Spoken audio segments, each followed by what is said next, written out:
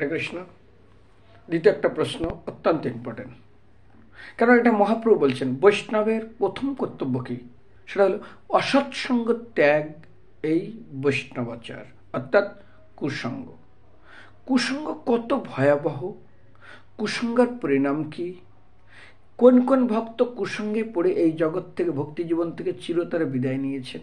বিশেষ করে বর্তমান সমাজে প্রত্যেকটা পিতামাতার একটাই শুধু প্রশ্ন, প্রভু আমার সন্তানকে আর আমি রক্ষা করতে পারছি না, তিনি কুসঙ্গে পড়ে গেছেন। 1000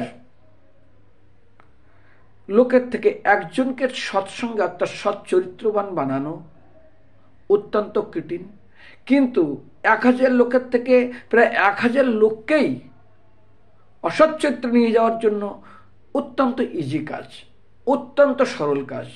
কারণ জল যেমন অটোমেটিক নিচের দিকে যায়, ঠিক তদ্রূপ আমাদের এই যে স্বভাব থাকবেই। আর এটা যেমন দেখবেন উদ্যাকর্ষণ, কোনো কিছু ফেলে দেবেন উপরের দিকে উঠে যাবে, কিন্তু টেনে ঠিক নিচে নিয়ে আসবে। ঠিক এইরকম কুসঙ্গ, অসৎসঙ্গ আমাদের জীবনে এইরকম একটা কার্য করে থাকে। সেই জন্য ভক্তদের কাছে নিবেদন, খুব মন দিয়ে শ্রবণ করবেন। আমি এখন কুসঙ্গের বিষয়ে কয়েকটা দৃষ্টান্ত দিব, অসৎসঙ্গের বিষয়ে, যেটা প্রত্যেকটা ভক্তের জন্য অত্যন্ত ইম্পর্টেন্ট। হরে কৃষ্ণ। মনে রাখুন কুসঙ্গের প্রভাব কিরূপ। 1, কুসঙ্গ মানুষের সৎ স্বভাবকে নষ্ট করে। 2, কুসঙ্গের প্রভাবে সৎ চরিত্র আর থাকে না। 3, পিতামাতার প্রতি কর্তব্য থেকে বঞ্চিত হয় এবং তাদের প্রতি আর সেবা মনোভাব সম্পূর্ণ নষ্ট হয়ে যায়। কুসঙ্গের প্রভাবে নিজের পরিণাম যে কি হইবে, বিবেক বুদ্ধি লুপ্ত হেতু তা চিন্তা করার অবসর আর থাকে না। যেমন একটা ছোট দৃষ্টান্ত দেব, সেটা হলো এরকমই। এর কুসঙ্গের দ্বারা যখন আক্রান্ত হয় তখন আর কি কি হয়, তার দৃষ্টি, তার কর্ম, তার ভাষা, তার মন, তার বুদ্ধি সম্পূর্ণ অপবিত্র হয়ে যায়। কুসঙ্গের প্রভাবে পরিণামে ভয়াবহ অবস্থার মধ্যে সকলের পতিত হতে হয়। যেমন একটা দৃষ্টান্ত দেব, এক সময় যেমন শাস্ত্র বলছে, অগ্নি প্রজ্জিত হইয়া চারিদিকে বিশাল রূপ লইয়া বিস্তার লাভ করিলে নির্ধারিত মানুষকে দগ্ধ করিবার সময় তার অচেতন অবস্থা লাভ করিলেও সেই সময় বাঁচার কোনো উপায় থাকে না। কুসঙ্গের দ্বারা অজ্ঞানে মোহিত মনুষ্যজ্ঞানের অবস্থাও সেই ক্ষেত্রে তদ্রূপ হয়ে থাকে। দৃষ্টান্ত হলো এটাই, এমন একটা ছেলে কানে মোবাইল দিয়েছেন, কানে মোবাইল দিয়ে ঘরের ভিতরে খুব গান শুনছে চোখ বন্ধ করে। কারণ গ্রামের ছেলে, খড়ের ঘর মানে বোঝেন কি জানি না, 2 তলা খড়ের ঘর হয়, মাটির ঘর 2 তলা হয়। তো উপরের তলায় ও খাটের উপরে শুয়ে খুব সুন্দর কানে মোবাইল দিয়ে আরে কি গান শুনছে চোখ বন্ধ করে। এখন কারেন্টের কোনো মিসেতে আগুন লেগে গেছে, আগুন দাউ দাউ করে জ্বলছে, ও তো খাটের উপর চোখ বন্ধ করে গান শুনছে, লোক বাইরে থেকে চিল্লাচ্ছে, কিছুই শুনতে পাচ্ছে না। কিন্তু হঠাৎ একটা বিশাল কেঁপে উঠছে, মানে ঘরের একটা কোনো অংশ পুড়ে পড়ে গেছে, ধম করে শব্দ হয়েছে।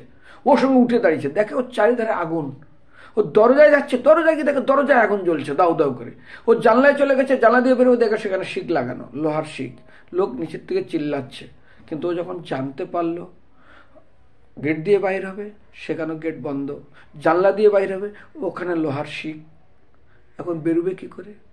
সম্পূর্ণ সবার সামনে ওকে যেমন পুড়ে মারতে হয়, ঠিক কুসঙ্গ এমন একটা জিনিস যে আমাদেরকে কোথায় নিয়ে চলে যায় তার কোনো তুলনা থাকে না।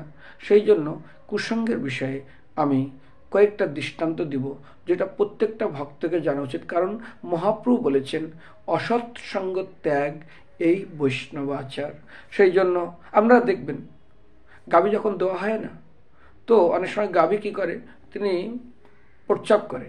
তো গাভীর দুধে যদি ওই গাভীর প্রস্রাব, অর্থাৎ আমরা গোচেনা বলি, ওটা যদি পড়ে যায় এমনি বুঝতে পারবেন না। কিন্তু ওটা কখন বুঝতে পারবেন, যখন দুধটাকে জ্বালাবেন তখন কি হবে না, দুধটা উল্লাবে যখন, তখন দুধটা ফেটে যাবে। ঠিক সেরকম কুসঙ্গ আপনাকে প্রথম দিনে কাজ করবে না, ওটা ধীরে ধীরে কাজ করবে। যেমন একটা পাথর পড়ে আছে, এই পাথরটা আপনি একটা হাতুড়ি দিয়ে আঘাত করলেন, 2টা প্রথম মনে হচ্ছে না কিছু হচ্ছে না, তো পাথরটা একই আছে, কিছু হচ্ছে না, তো পাথরটা একই আছে তো, কিন্তু না, প্রত্যেকটা আঘাত কাজে লাগছে। ওই পাথরটা ভিতরে ভিতর চূর্ণ হতে থাকে। তারপর এক সময় কি হয়, ঠিক পাথরটা ভেঙে যায়। দেখুন, অজমিলের কোনো দোষ ছিল না। কানকুব্জ ব্রাহ্মণ ফুল আনতে গেছে পূজার জন্য, একবার দৃষ্টি শুধু বেশ্যার দিকে পড়ে গেল, শূদ্র শূদ্রাণী তারা আলিঙ্গন করছে, ব্যাস চিরতরে চলে গেল। বিল্বমঙ্গলার ক্ষেত্রে ঠিক সেরকম, তিনি একবার গান শ্রবণ করলেন, এত মহান পণ্ডিত, তিনি গান খুব ভালো জানতেন, ব্যাস চিরতরে তিনি সব কিছু ছেড়ে দিয়ে চলে গেলেন। তো এইরকমই যে আমাদের একবার যদি, যেমন সাবধানী হাঁটি দুর্ঘটনা ঘটি, যখন গাড়ি চালায় পিছনে লেখা থাকে, একটু অসাবধান হলে যেমন দুর্ঘটনা যে কোনো মুহূর্তে হতে পারে, এমনকি প্রাণও নাশ হতে পারে, ঠিক সেরকমই হলো এই অসৎসঙ্গ। সেই জন্য এর থেকে দূরে থাকা একান্ত কর্তব্য। বলছে, বরঞ্চ অগ্নিতে পুড়ি মরি সেই সুখ, সর্পদংশে ব্যাঘ্রে খায় তাহে নাই দুঃখ, বরঞ্চ অভক্ত সঙ্গ কহু যেন না হন। এটা আমি বলছি না, শাস্ত্রে বলছে। সেই জন্য অভক্ত সঙ্গ অত্যন্ত খতরনাক, এবং তার থেকে বাঁচার জন্য সবাই প্রয়াস করা উচিত। এরপরে ভলিউম 2 শুনবেন। হরে কৃষ্ণ।